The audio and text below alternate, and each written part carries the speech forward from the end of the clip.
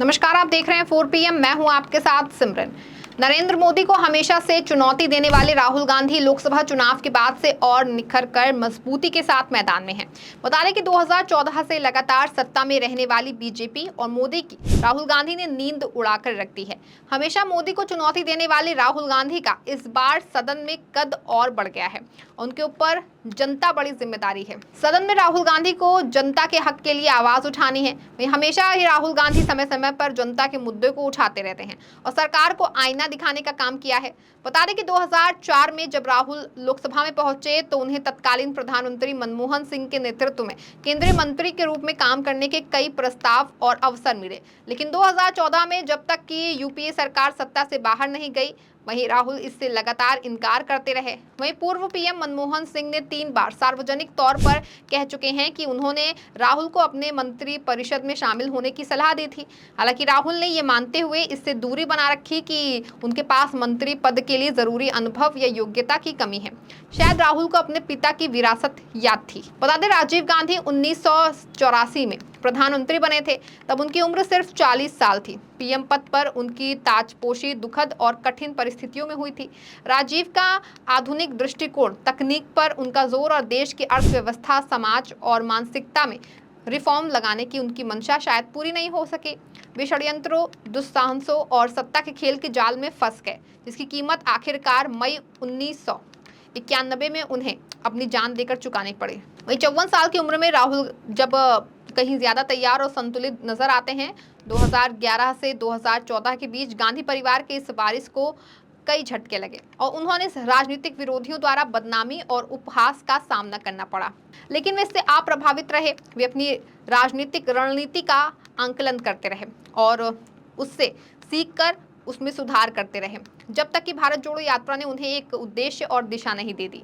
राहुल गांधी के लिए राजीव गांधी को सबसे बड़ी श्रद्धांजलि भारत राष्ट्र को उसकी करुणा की सहज और संस्कृति को पुनर्स्थापित करना होगा। इसके अलावा राहुल की जिम्मेदारी समाज में सामंजस्य स्थापित करना और बौद्धिक स्वतंत्रता और तकनीकी कौशल का प्रयोग करना होगा। युवाओं को जिम्मेदारी सौंपना और आखिरकार आर्थिक समृद्धि और समानता के सिद्धांत पर चलते हुए भारत की अर्थव्यवस्था को पुनर्जीवित करना होगा। वहीं इन उद्देश्यों को ध्यान में रखते हुए विपक्ष के नेता के रूप में राहुल एक आम सहमति वाले व्यक्ति बनना चाहते हैं। राहुल को कांग्रेस को मजबूत करने के बजाय इंडिया गठबंधन के सहयोगियों को साथ लेकर चलने की चिंता होगी। विपक्ष के नेता के रूप में पहले दिन राहुल लगभग हर घंटे अखिलेश यादव, कल्याण बनर्जी, सुप्रिया सुले और TR बालू से सलाह लेते रहे और उन्होंने सुनिश्चित किया कि अध्यक्ष के चुनाव की रणनीति में ममता बनर्जी की सहमति और समर्थन मिलते रहे। वहीं गठबंधन के लिए ममता का समर्थन बहुत जरूरी है। बता दें कि 2024 चुनाव के नतीजों के बाद राहुल गांधी ने मल्लिकार्जुन खड़गे और सोनिया गांधी से सलाह मशविरा करके वरिष्ठ नेता पी चिदंबरम से अनुरोध किया कि वे पश्चिम बंगाल की मुख्यमंत्री से मिले। ममता और चिदंबरम के रिश्ते राजीव गांधी के दौर से हैं, जब वे युवा कांग्रेस में थे, और कहा जाता है कि चिदंबरम ने ममता से ये पक्का आश्वासन भी लिया कि वे गठबंधन का अभिन्न अंग बनी रहेंगी। बता दें, एक शैडो प्रधानमंत्री के रूप में ये देखना बाकी है कि क्या राहुल गांधी नरेंद्र मोदी सरकार को कंट्रोल में रखने के लिए शैडो कैबिनेट को औपचारिक रूप देंगे। वह यूनाइटेड किंगडम में प्रचलित शैडो कैबिनेट की अवधारणा भारत में उतनी स्पष्ट नहीं है, लेकिन अगर राहुल इंडिया गठबंधन के भीतर प्रतिभा की तलाश करते हैं तो वे अखिलेश यादव, अभिषेक बनर्जी, TR बालू और सुप्रिया सुले जैसे लोगों को इसमें शामिल कर सकते हैं। वो अपनी पार्टी के अंदर भी शशि थरूर, मनीष तिवारी, तारिक अनवर के सुरेश, गौरव गोगोई, कुमारी शैलजा, शशिकांत सेंथिल जैसे नेताओं को भी इस शैडो कैबिनेट में उपयुक्त पद और प्रतिष्ठा दे सकते हैं।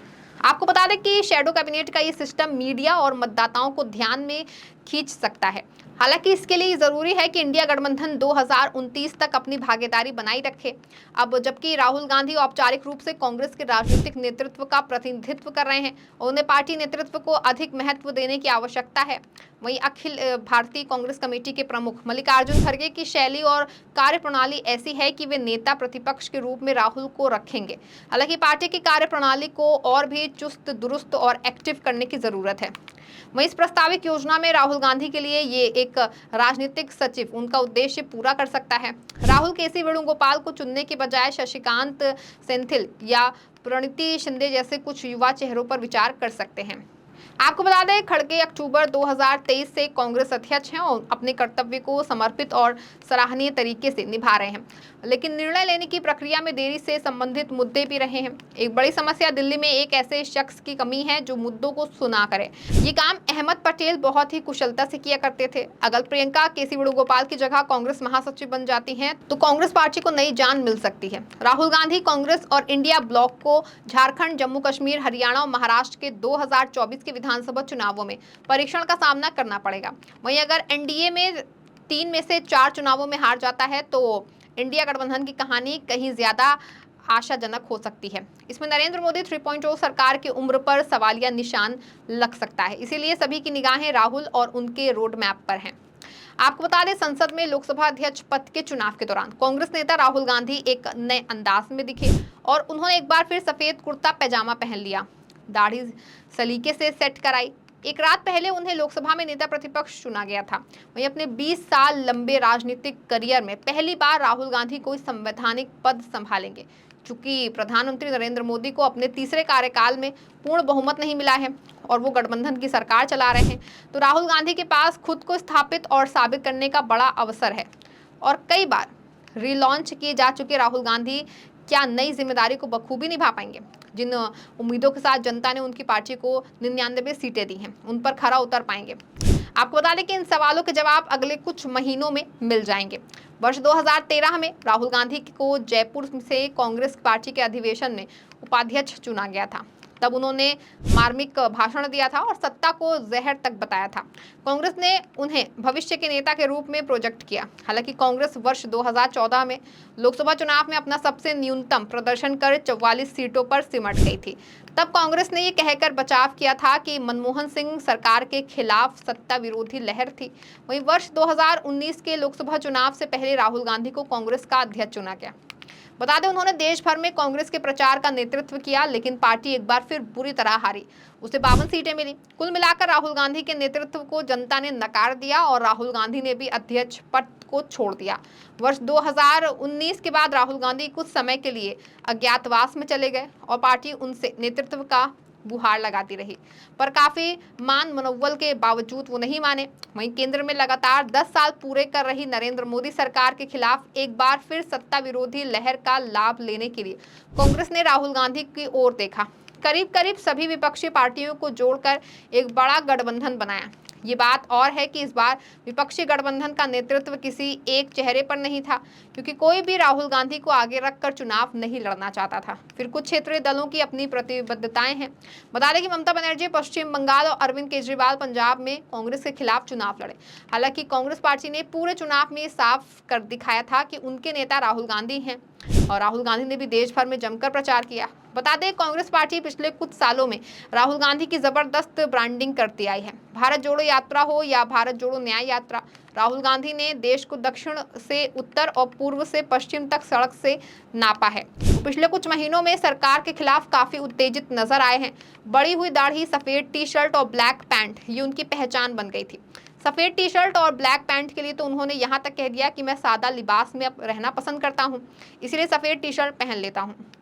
ये और बात है कि सफेद टी शर्ट की कीमत को लेकर सत्ताधारी भाजपा के नेताओं ने राहुल गांधी पर तंज कसा, लेकिन राहुल गांधी इस बार रुकते नहीं दिखे। भले ये तथ्य सही है कि कांग्रेस ने वर्ष 2024 के लोकसभा चुनाव में अपना तीसरा सबसे खराब प्रदर्शन किया, लेकिन राहुल गांधी के नेतृत्व में 99 सीटें लाकर कांग्रेस अपनी वापसी का डंका बजा रही है। पिछले 2 लोकसभा चुनावों में कांग्रेस नेता प्रतिपक्ष बनने के लायक सीटें नहीं ला रही थी, तो इस कामयाबी से एक नए उत्साह का संचार जो है उसमें देखने को मिल रहा है। वहीं अब राहुल गांधी केवल आरोप प्रत्यारोप लगाकर राजनीतिक खेल नहीं खेल सकते हैं और उन्हें पूरे तथ्यों और नियमों के साथ सरकार को घेरना होगा। बता दें, नरेंद्र मोदी सरकार का एक अल्टरनेटिव जनता के समक्ष पेश करना होगा। राहुल गांधी के पास अगले 5 सालों में बहुत बड़ा अवसर होगा। यदि एनडीए गठबंधन सरकार पूरे 5 साल अपना कार्यकाल पूरा कर लेती है तो वर्ष 2019 में राहुल गांधी मुकाबले को बेहतर दिलचस्प बना सकते हैं। वही अब देखना होगा कि राहुल अपने सहयोगियों कांग्रेस और जनता के मुद्दों पर कितना खरे उतरते हैं। ये तो आने वाले वक्त में तय हो पाएगा। इस खबर में फिलहाल बस इतना ही। ऐसी तमाम राजनीतिक खबरों के लिए बने रहें और देखते रहें 4 PM। धन्यवाद।